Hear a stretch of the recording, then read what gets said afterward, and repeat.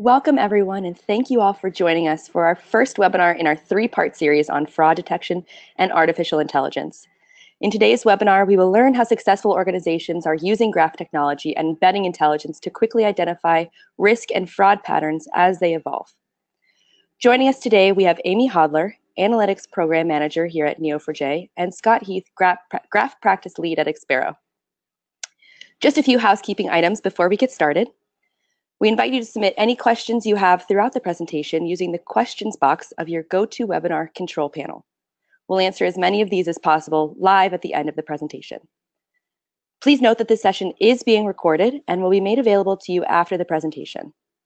And finally, as mentioned before, this is a three-part webinar series. To learn more about and register for the other two webinars, please visit our events page at neo4j.com/events. And with that, I'll go ahead and hand it over to Amy. Wonderful. Thank you for the introduction, Greta. I am Amy Hodler with Neo4j. Scott, can you say hello as well?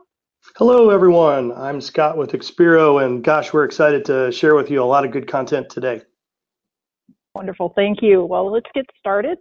And just to kick it off, on the next slide, we'll look at who Neo4j is. I'm sure many of you are familiar with the fact that we are pretty much the graph company. We've been around and working on graph for over a decade. We have quite a bit of adoption. For example, in the financial services area, we have the top of the top 25. We have 12. You can see we've got quite a few customers that range from retail to software to tech to, of course, finance as well. We also have a large partner ecosystem. Expero is one of our good partners here in the U.S. And with that, I'd like Scott to actually tell us a little bit more about Expero. You bet. We're Expero. We are a services and consulting company. One of the things that we have a slide here we'll see here in a minute is we do full product application development in addition to all of the back-end master data management, as well as performance and high performance graph applications with Neo4j. And we can't do what we do without our partners at Neo4j. And this is our picture here that shows really Neo4j is the tasty filling in our Oreo cookie. And we at Expero actually help solve the problems on both sides. And then we'll see how we fit machine learning into that package. But this is a good logical layer. And there's our users way up at the upper right-hand corner. So we'll wave at them. What we're going to spend our quality time on today is really get our hands dirty on what is fraud, sort of how did it get here, and then how does this picture help us do those kinds of things. And back to you, Amy. Great, thank you. Well, here on the next slide, it's just a reminder of the webinar series that Greta mentioned. Right now, we are looking at thwarting fraud using graph-enhanced machine learning and AI.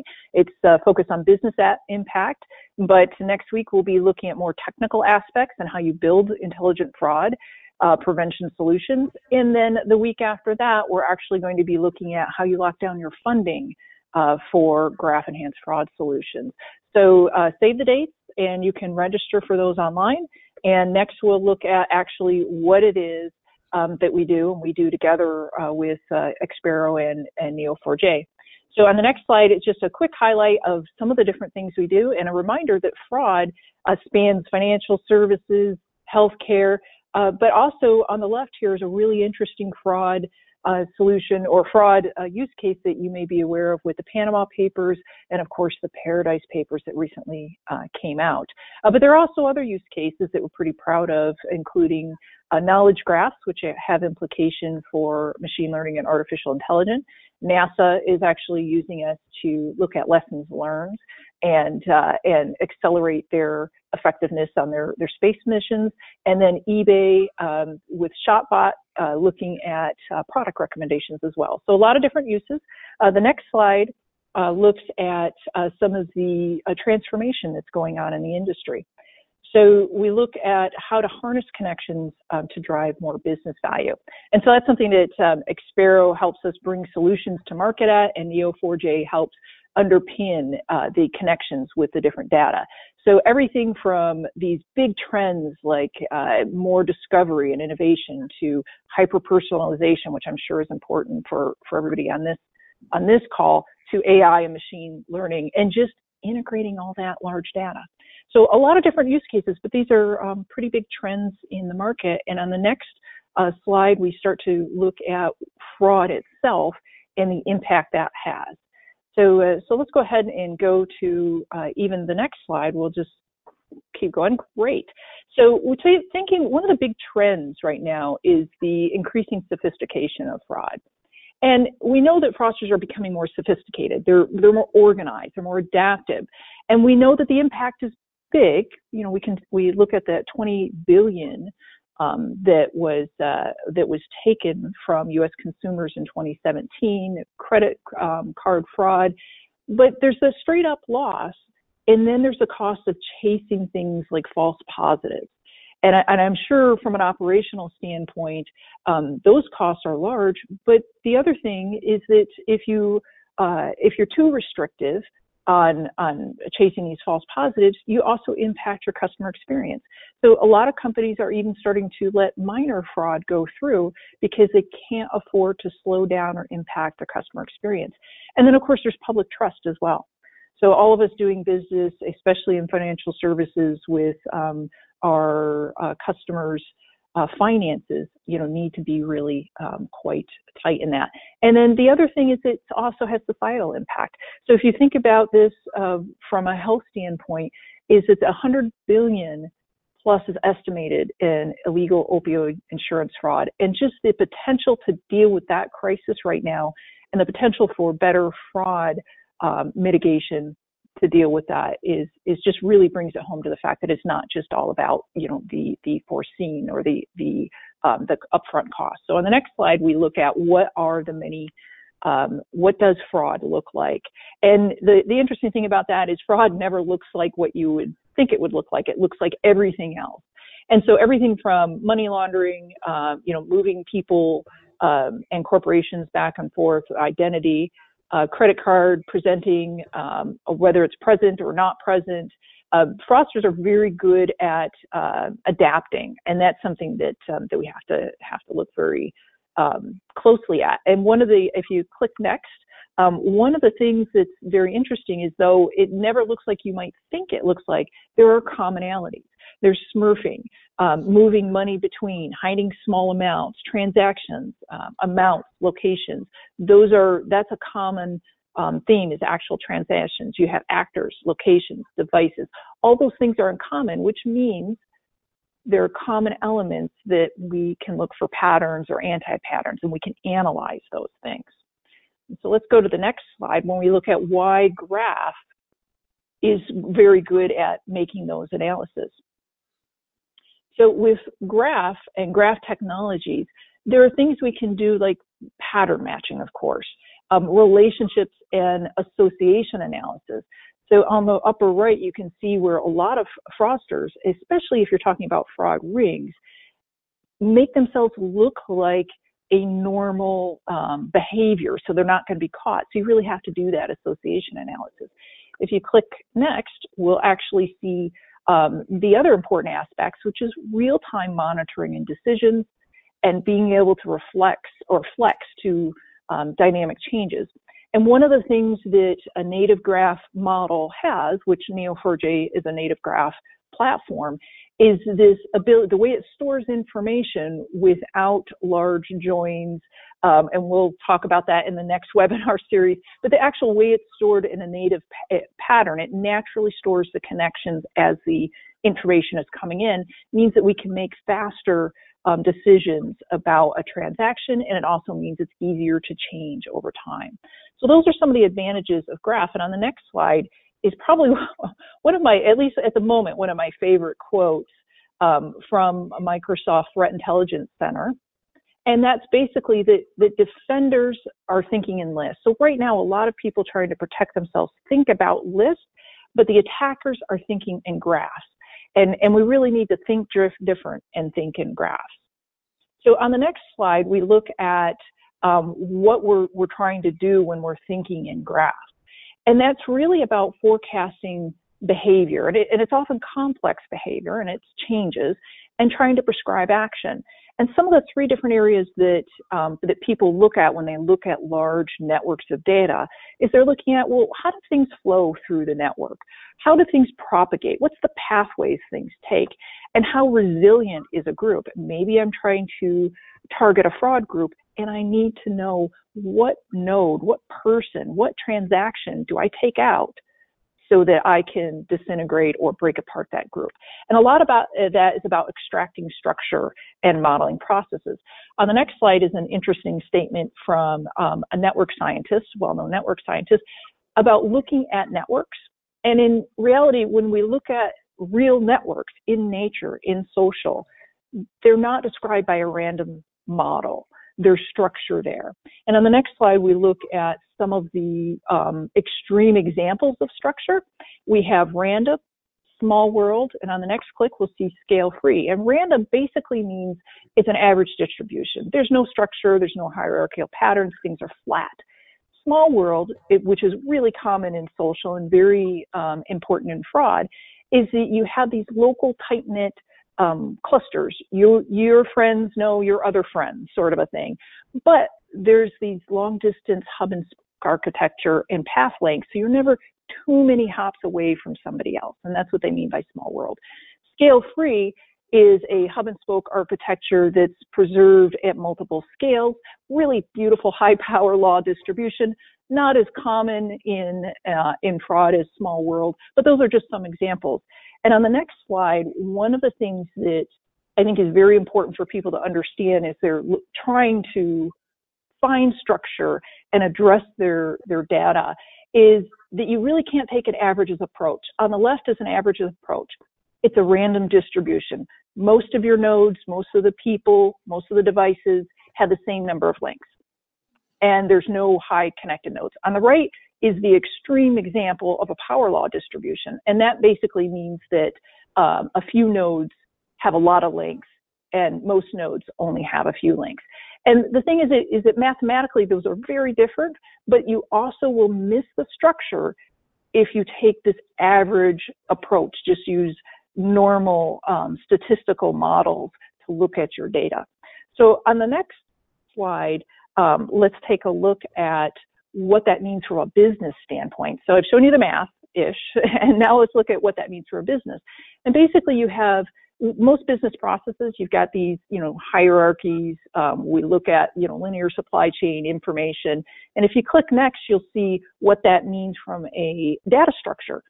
Very similar. This is the way a lot of people are looking at their data structure or lists and joins. But in reality, the above is what our business processes actually look like. We have multi-related processes. We're looking at knowledge, not just data. And if you click next, you'll see what it could look like if you structured your data the way you structure your organizations, the way your processes are really related. And the takeaway here is if your data doesn't match your organizations, your processes, the way you process information and knowledge, you're going to have rigid processes and you won't be able to flex and change. And so you want to save and store your data the way your business processes and your business is. On the next slide was kind of a fun slide for me, but basically, these pictures look, very clean and something like we could model. But the reality is these structures actually hide very easily. So there's a couple different examples. There's some social examples. There's biological examples here. But basically, structures are actually kind of hard to find. And on the next slide is probably something we've all experienced on a Monday morning when you have a big globby mess to deal with. And this is often the reality that we're faced with. And so it can be very hard to not want to take that averages approach and just assume that everybody in your network looks like everybody else. And that's just not true. The next slide looks at what we're often faced with, which is, these older methods, often, with here example, these SQL joins. There's a lot of different joins to understand. You've got to, look at your account thresholds, your volumes of transaction, your time. You're doing a lot of queries. This query on the right is actually an HR query that basically asks a simple question: find all my direct reports and how many people they manage up and 3 levels down. And that's all that's asking. If you click next, I'm going to show you the same query in Cipher on the Neo4j platform. Exceptionally different. You want to streamline your processes as much as possible. So with that, I'd like to turn it over to Scott to talk a little bit about a better way forward. So one of the things that, and thank you, Amy, hopefully if you're following along now, the goal here is that Graph is really good at identification of fraud. We can do things we can't normally do. What this is now showing us is there's a couple of steps along the way. So we don't just push a button and instantly become a graph and then let's go solve fraud. What happens is most of our data today, your world is messy and we know that. And that's really what happens over on the left. And there's 200 other sample applications. They could be customized, et cetera, applications or what it is. But ultimately, the goal here in our first step is this concept of data or master data, which is at first we leave that data where it is. That's our first goal, is we don't need all of the data. In some cases, we need pointers to data. We can save those pointers in our graph data model. In some cases, for speed, we do want to load that data. But the point now is let's start to flatten it. Now, our first item here for machine learning is that as we create this entity map, if you will, this entity resolution, you'll hear that term, which is if Scott Heath exists in many databases, in source databases, which are the ones that are Scott Heath or which are his father, Scott Heath Sr.? And the goal here is that we can use a machine learning process to give with high predictability via the preload, if you will, into a graph to be able to identify that and to do some very smart things. And we'll talk more about that here later today. And more importantly, we'll talk more about that in our detailed technical dive. But now if you follow me, now we're creating a 3-dimensional map, which can include everything about Scott Heath. It could be his credit cards. It could be his personal network or tree. And we do that inside of Neo4j. And the point of this now is inside of Neo4j, this is a schemaless data design. And the point of that now is that using the power of what we've now created in Graph, I can now go build applications, and I can do that in any flavor that I like. I can create APIs or microservices, however those may be. And the goal then is, remember that user that we waved to earlier today? Well, there they are at the upper top, and we're going to show you today a couple of sample applications, an art of the possible, if you will, once we come to this power. So now we start to realize and harness the point of Graph. This concept now that Graph is extremely difficult in what it does because it flattens everything. It makes it, as Amy showed us now in a Cipher query, that ability to make it extremely simple. It does all the hard work for us in the Graph, as opposed in the old world. What you see on the left then is this transactional system that we're also familiar with, which is one-to-many, many-to-ones, outer joins, all those kinds of good things. And the point then is the Graph now allows us through this visualization to really get there faster. Okay, back to you, Amy. Thank you, Scott. And I really like that flat approach. I think that's a great description of what Graph could do for you. So just really simply, if you're not familiar with property graph, you've got nodes, they have labels to classify them. Relationships are just what they sound like, relationships between the nodes with directions. You can have weights on those, and properties. And just as that would sound, that could be like somebody's name or when they were born or their credit card, and trying to understand that. And you can imagine from a fraud perspective, understanding how these things related, as in this example, where person A is married and lives with person B, there's some board, there's a board member whose spouse actually is trading that same company stock. And it's very important to kind of understand those relationships.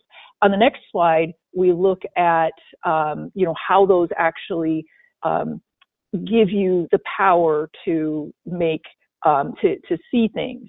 And so this slide on exploring the data, and there we go, talks about some of the things, the different things that we might be looking for, which are very different. They might be the flow and the cost of something, but it might be clustering.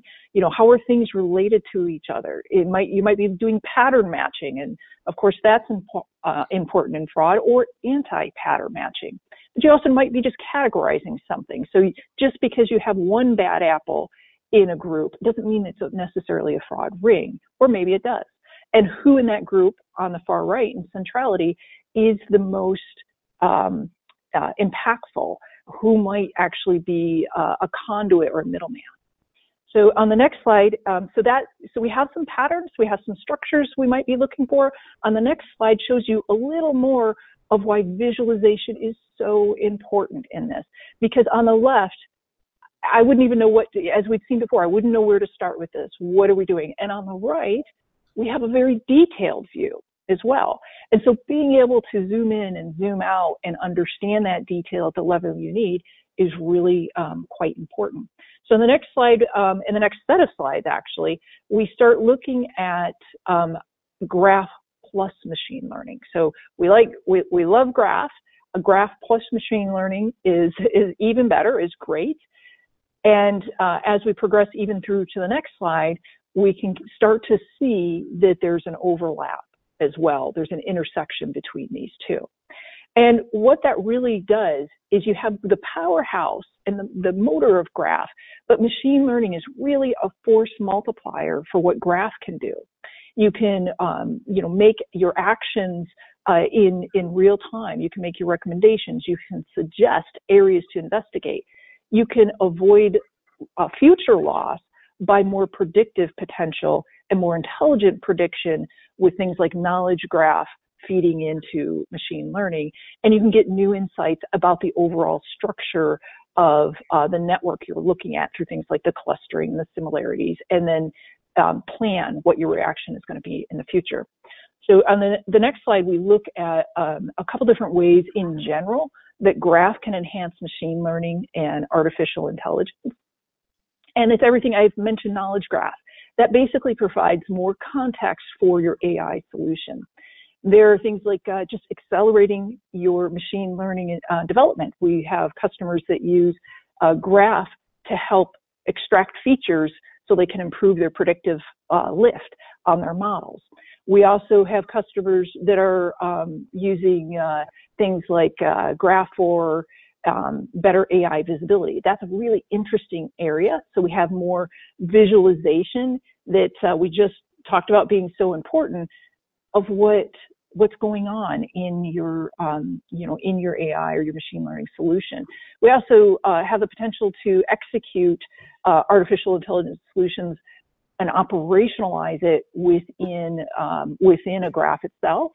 One of the more interesting areas I find right now is using graph as a connected source of truth for data lineage for your machine learning and as a system of record for AI decision. And that one is really interesting to me because it helps people feel more comfortable with AI solutions and machine learning solutions if you can actually know why a decision was made. And then, of course, just your typical ETL and pre-processing of information that's commonly used right now with graph for machine learning. Great. So the next slide, I'd actually like to turn over to Scott and start talking about what those solutions and the stages of those solutions look like. You bet. So now that you've followed us down the path, graph is good, machine learning makes it even better.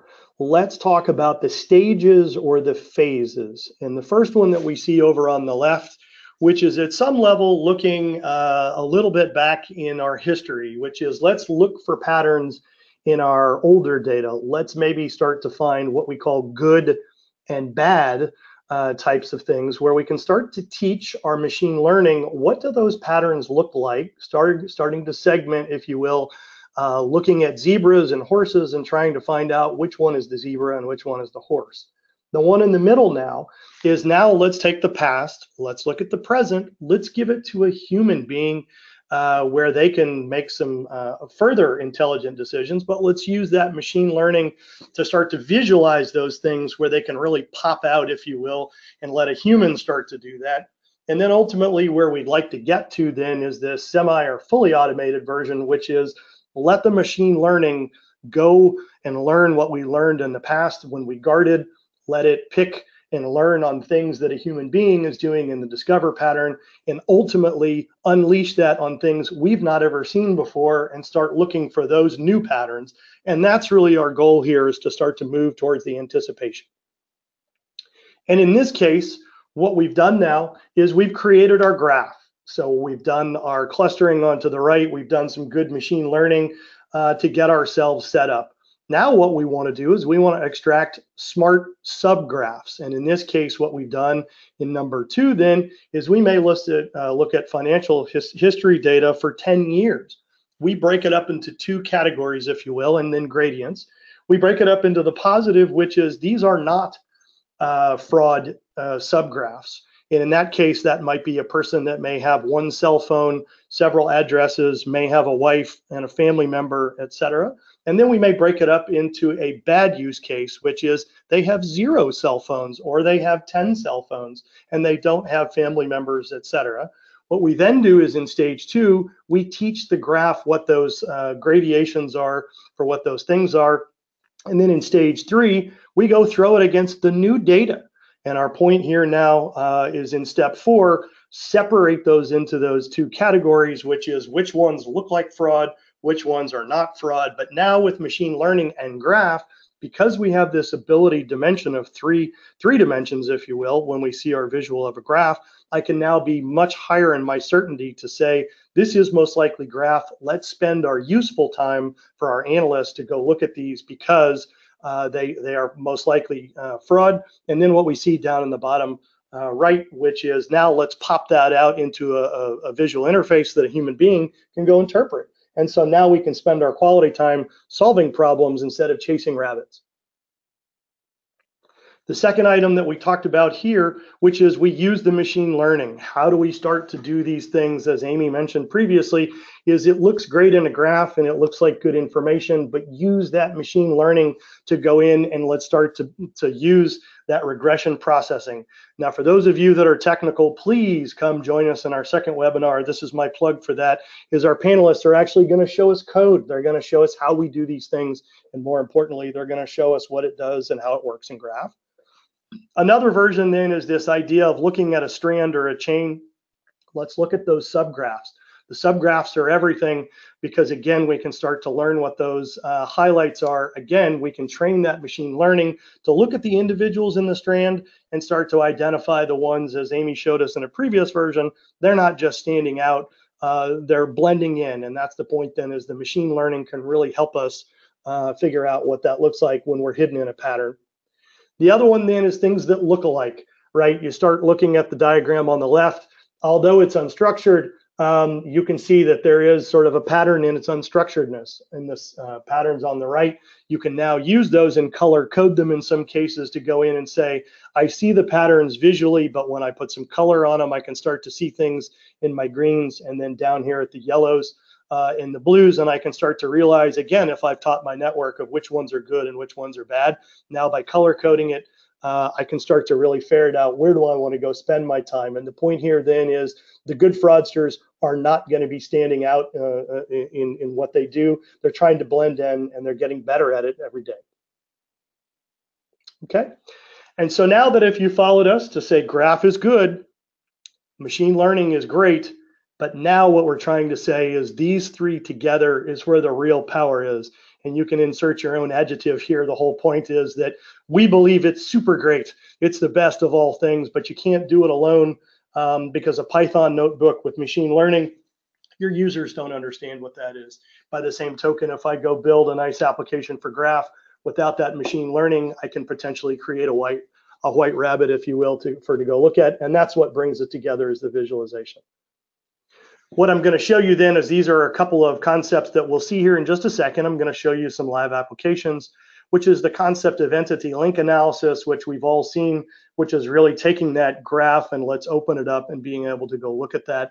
let's open that graph and be able to drive in. We don't know where we're going, but let's use the graph in a typical network style of a diagram. Geospatial viewing, this is showing a map. In some cases, everything looks fine, and then when you put it on the map, we start to realize that, my gosh, those things should not have happened, and in some cases, things that happen at exactly the same time. In some cases, for credit card charges, a person can't be in 3 places at one time, and even if they are on the web, they can't buy it at the same time. Timeline analysis allows us to go back and do that, but all of that really brings rise to what is it that the machine learning, what is it we're trying to do? Am I recommending to a user? Am I personalizing what those things are? I can look for any of those patterns, but again, creating useful and helpful screens is ultimately what we're trying to do. Showing me things that show at risk, showing the small numbers that we see here in the dashboard, which is the ability to cluster things for interest and whether they are highly important, which are things that are flagged red, or things that are in perhaps blue, which are things that require investigation. This final part of the puzzle, if you will, is to bring it to the end user customer that we waved to earlier, let them understand what they need to do and where they need to spend their time.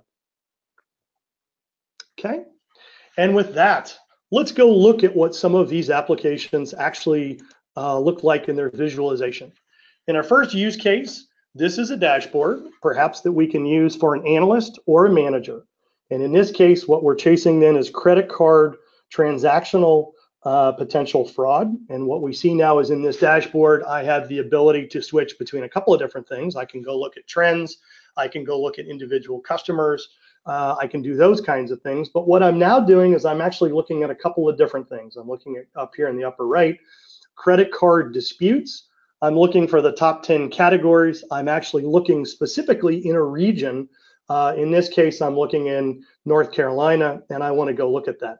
The other concept that we use here in Graph that we talk about is the time horizon. So not only can I see this, I can see this over time. I can go back in history, and again, that performance capability to collapse things really comes into play here, because now I can span 10 years of time, and I can start to do clustering and analysis on those activities.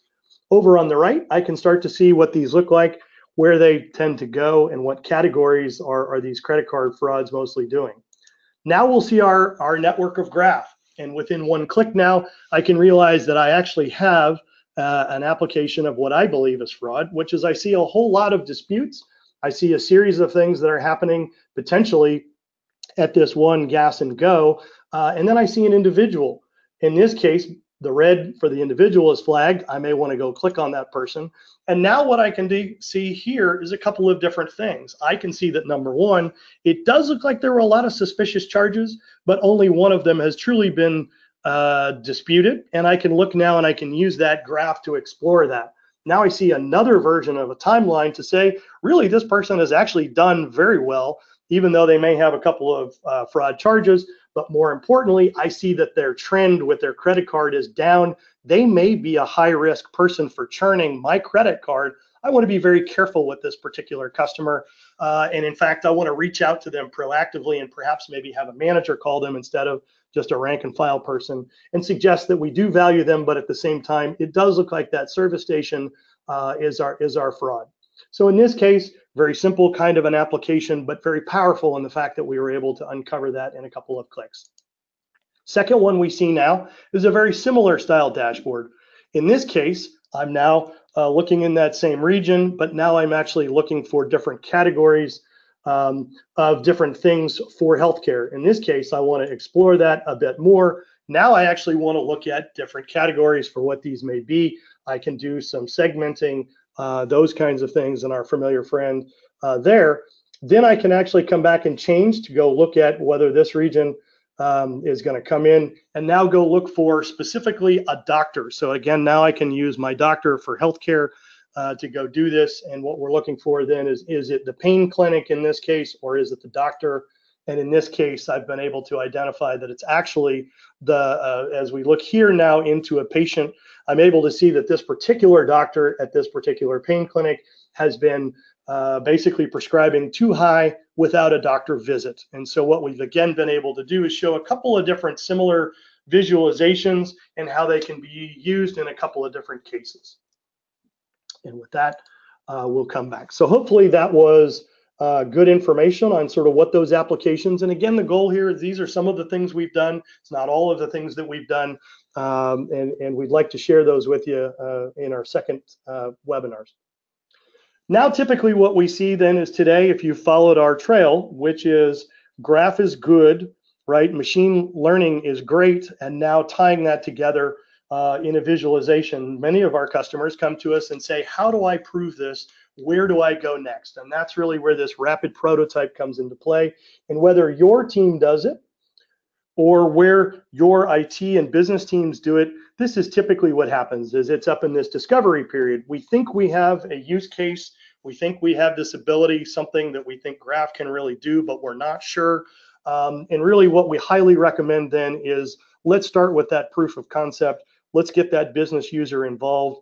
Let's get those technical teams involved. And more importantly, try and use some data. Some of you may be farther along and you've decided that, yeah, we've already found that. We maybe already have some machine learning that's out there and you may have already started on a pilot. Again, we highly recommend what we've talked about today is Graph in conjunction with machine learning. And part of this visualization is to really hit that home run. And then ultimately, you may be down the loop and maybe have tried some other things in the past that didn't work so well. And now you think that you want to go do Graph. But again, the point of this is using a Neo4j and someone like an Expero can help you do this. And whether you do it on your own or we help you do that, this is really what we suggest at this point then is go get that technology, get your hands dirty, go grab some of those use cases, start to figure out exactly what you can do with this technology in combination with machine learning.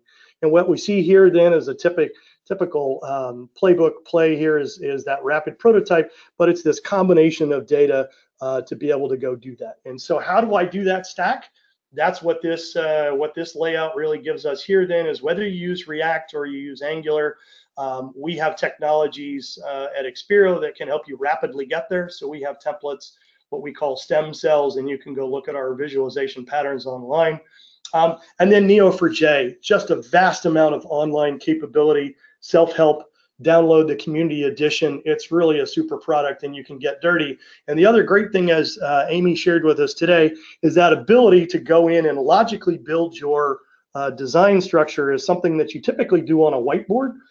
You can now put in the product, and our Cypher queries remind us a lot of SQL, but they're far more powerful to be able to go do that. And that's ultimately what we're trying to do here is help you really sort of get and see that real business case or motivation for why these technologies work good together. And with that, back to you, Amy. Great. Well, thank you. Really interesting scenarios, and I love how it shows not only can you find fraud, but you can actually increase your customer experience as well and your interactions with your valued members. So thank you. This is a reminder that we're going to roll up our sleeves and get our hands dirty in the next webinar series, where we're actually talking more about building the solution. And for those that love code, we'll be looking at code. And so definitely register for that, or recommend that your colleagues, and especially if any of you or your colleagues are responsible for putting together business cases to do funding for your fraud solutions, the following webinar also provides a lot of insight. So the next slide is, oh, go ahead. Okay, so the next slide is basically a wrap up of Neo4j and Expero. Really a great partner. We love working with Scott and the entire team, and it really helps bring a complete solution so that you can go from beginning to end solution with working with a joined team. And so on the next slide, just a kind of a reminder that we're here to help, and we appreciate your time. Appreciate Scott and Expero's time on this. We'd love to bring this material to to our customers and people interested. If you are looking for more information, you can go to neo4j.com. We have some use cases on fraud detection if you want to dig into those a little bit, or you can email info@neo4j.com, or email myself, first name.last name @neo4j.com. definitely get a hold of us. For Expero, they have some really beautiful visualizations on their site that I think people may find interesting. There's also a fantastic graph practice if you want to look at some of the toolkits they have. Again, info@experoinc.com. You can get a hold of them, or I will speak for Scott and say contact Scott directly as well if you want to get a hold of them. Scott, do you want to say anything before we start taking questions? No, I want to thank everybody for coming. I know that there's a group of technical folks, and again, we've mentioned it several times, but the code is in the next one.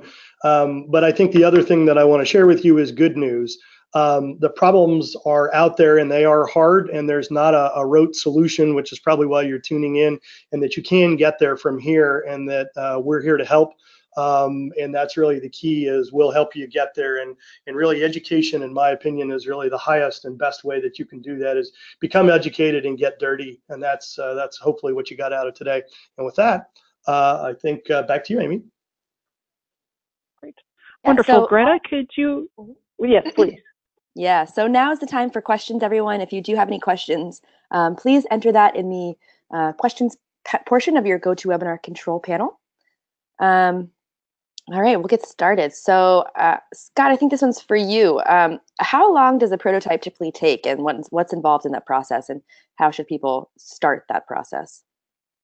Fantastic. Well, it starts in two ways, which is the business case, whether it's on PowerPoint or the back of a napkin. And a lot of that is a discussion with your business user, which is what is it you're really trying to do, whether it's fraud queries, fraud action, et cetera, is really trying to ferret that out. So that's step number one. Step number two then is to take your technology specifications. So it's 10 terabytes of 10 years of data to be able to do that. And with those two items, that's really how you get to the next step. And typically when we do our prototypes, it takes us 6 to 8 weeks. And that is exactly what we do, is we use that business and technical capability. We do what we call a discovery session with a customer. We sit down and try and identify what those goals are, and then we try and really time box it so that we can get that quick win. And in some cases, some of the things we're going to try in the ML may not work the first time, but we try and do it fast. And really, so the answer then is 6 to 8 weeks. Your mileage may vary, and that really the business and the technical, whether it's use case and technology specifications, are the starting steps. Okay, great. And then I guess what's the best way to get started on Neo4j, and is that something I need a license for to get started, is our next question. So the best way to get started with Neo4j is either I would say visit our website and take a look at the desktop application. So if you go to neo4j.com/download, you can download the desktop version that makes it very easy to install and get going with Neo4j. There's some tutorials. It's a really nice way to get started, and you can start with a trial or with the community edition, which is a open source version. Okay. And it actually looks like that's all of our questions. So thank you everyone for joining. Thank you to Scott and Amy for that wonderful presentation. I remind everyone, if you're interested in the next webinars, those can be found at neo4j.com/events or in the original invite that you got. Look forward to seeing you guys all next week. Thank you so much.